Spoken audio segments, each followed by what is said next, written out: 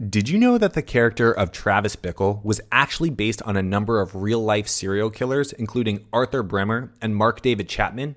Or that the film's score was created by Bernard Herrmann, who also worked on the iconic films Psycho and Citizen Kane? Or did you know that the film was so impactful that it was selected for preservation in the National Film Registry by the Library of Congress? We're going to dive into these facts and more in this episode of If I Were a Villain. Taxi Driver is one of the most famous films of all time, but there are still some questions that we have been asking ourselves. How has the movie stayed so relevant for so long? Why is Travis Bickle such a unique character? And what's the deal with that mohawk? We're going to try and answer all of these questions and more in this video about Taxi Driver. But a little background. Taxi Driver is a classic American psychological thriller film directed by Martin Scorsese and released in 1976. The film stars Robert De Niro as the main character, Travis Bickle, a lonely and disillusioned Vietnam War veteran who becomes a taxi driver in New York City. As he navigates the city's seedy underworld, Bickle becomes increasingly disturbed and begins to plan a violent act of retribution against the people he perceives as corrupt and immoral. The film also features Jodie Foster as a young escort, Sybil Shepherd as a campaign worker, and Albert Brooks in his film debut as a candidate for the city council. Taxi Driver was a critical and commercial success upon its release and has since become a cultural touchstone. It was nominated for 4 Academy Awards, including Best Picture and Best Actor for Robert De Niro, and has become included on numerous lists of the greatest films ever made. It is often cited as one of the greatest films ever made and is considered a seminal piece of American cinema. De Niro's performance as Bickle is widely regarded as one of the greatest in film history, and the film's screenplay, written by Paul Schrader, is also highly praised. The film's iconic score, composed by Bernard Herrmann, has become iconic in its own right. But what made it so big? What caused other movies to be inspired so much? Well, first and foremost, the film is a masterful example of the filmmaking craft. Martin Scorsese's direction is expertly paced and executed, creating a tense and immersive atmosphere throughout the film. Scorsese said in the past that he was inspired by the movie The Searchers, especially by Ethan Edwards, a character that really inspired the Travis character in so many ways. The Searchers is a classic Western film that was released in 1956. It tells the story of Ethan Edwards, a Civil War veteran who sets out on a mission to rescue his niece from the Comanches who have abducted her. The character of Ethan Edwards is portrayed as a complex and troubled individual who is driven by his desire to rescue his niece. And this concept of finding meaning through rescuing other women is something that we see in Travis's personality as well. The film's cinematography by Michael Chapman is also highly praised, with the use of wide angles, low angles, and handheld camera work contributing to the film's sense of realism and grit. I could not ignore the feeling that this film gives. The clips, together with the music of these jazzy trumpets, really gives the viewer a feeling as if he is in the smelliest street of New York City. The entire film, we feel like we're just looking over Travis's shoulder in a beat-up apartment, and the soundtrack adds that old-timey New York feel. The music is so iconic that we see tons of people searching for just the soundtrack itself, and we found tons of YouTube videos where people do deep dives into just the music. We've also seen so many comments talking about how this film turned the saxophone into a sound of loneliness of the big city.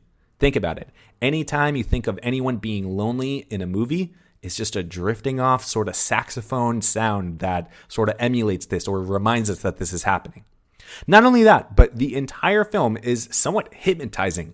The music and the imagery made this wave of uneasiness sort of just wash over me, and I was still compelled to see the movie all the way to the end.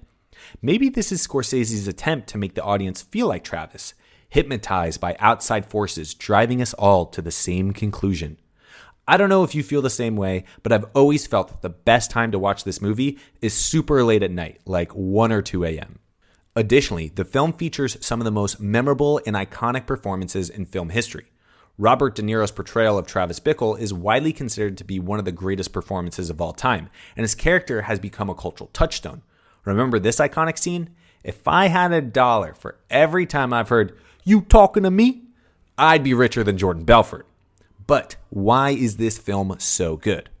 First, De Niro fully immersed himself in the role of Travis Bickle. He spent time driving a taxi and interacting with real-life cabbies in order to better understand and portray the character. Second, De Niro's performance was characterized by intense emotional depth and authenticity. He was able to convey the inner turmoil and loneliness of his character with great subtlety and nuance, making Travis a complex and compelling figure. Finally, De Niro's work in Taxi Driver was also helped by the strong writing and direction of the film. The script, written by Schrader, was full of rich and nuanced dialogue, and director Martin Scorsese used innovative camera techniques and editing to enhance the mood and atmosphere of the film. Keep in mind that De Niro's physical presence and rugged good looks made him well suited for the role of Bickle, a character who is both menacing and sympathetic. De Niro was able to convey Bickle's isolation and loneliness while also conveying a sense of danger and unpredictability, making him a perfect fit for the role.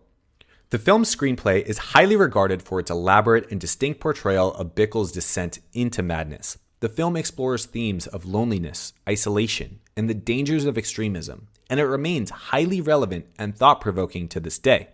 We can literally see how Travis slowly loses his sanity throughout the film. The crazy scene where he leans his foot against the TV and pushes it until it breaks.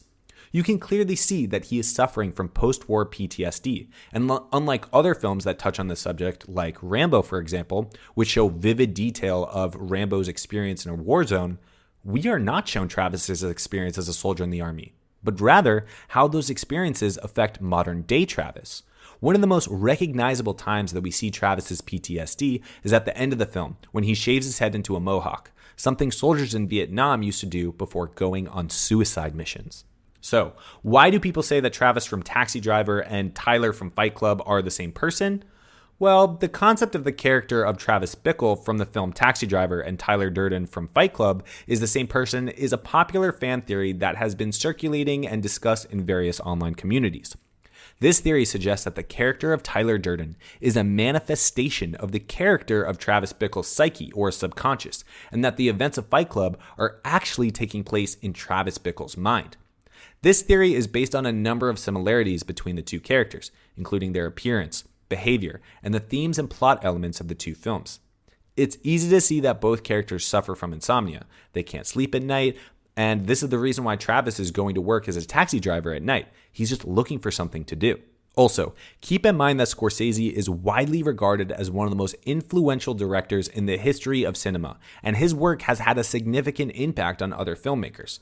I have no doubt that David Fincher was inspired by Scorsese for the film.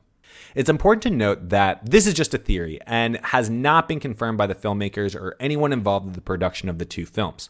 Ultimately, the true nature of the relationship between the characters of Travis Bickle and Tyler Durden is open to interpretation and subject to the viewer's own analysis and understanding of the films. Let us know if you think that there's any relation between the two characters in the comments below. Let's also speak briefly about Betsy. Betsy is a campaign worker for a presidential campaign and is depicted as intelligent, articulate, and politically engaged. She is also portrayed as a more well-adjusted and grounded individual compared to Travis. But I think she is more than just a character that's supposed to show us how Travis is insane comparatively. I think that Scorsese meant to show us how she is used as a beautiful blonde puppet for politicians, where Travis sees himself as a hero, liberating the public from the corrupt politicians. Betsy, in many ways, is Travis's enemy, assisting the politicians and the quote-unquote man get what they want. I think it's a criticism of the way politicians would use women in those days. You have the perfect blonde secretary who answers calls for the boss and is the most perfect stereotype to represent that. But let's talk about the movie's impact. Did the movie inspire any other movies or TV shows? Taxi Driver has had a significant influence on the film industry and has inspired numerous other films and filmmakers over the years. One of the most notable ways in which Taxi Driver has influenced other films is through its portrayal of the anti-hero protagonist. Bickle is a complex and multifaceted character who is both sympathetic and menacing, and his descent into madness has been cited as an influence of numerous other films that have featured similar anti-hero characters. Additionally, the film's atmosphere and style, including its use of violence and its portrayal of New York City as a seedy and dangerous place, has also become quite influential. Many films that have been released since Taxi Driver have drawn inspiration from its style and tone and is considered a classic example of the urban crime genre. But here at If I Were a Villain, we found a ton of overlap between another one of our favorite films, American Psycho. Both movies feature anti-hero protagonists who become increasingly disturbed and violent as the films progress. In the American Psycho case, we know that Patrick Bateman is a bit more off the edge as his inspiration for violence and death comes from a selfish, narcissistic place, rather than Bickle, who sees his violence as a means to an end or doing something in the name of justice. Both films explore themes of loneliness, solidarity, and dangers of extremism, and they both show their respective cities, New York in Taxi Driver and New York in American Psycho, as seedy and dangerous places. And that is the end of the video. Thanks so much for watching, and please let us know if we didn't touch on any aspect of the film that you wish we dove deeper into. This for sure won't be our only Taxi Driver video, so let us know what you want to hear in the next one. Thanks again for watching, and please subscribe.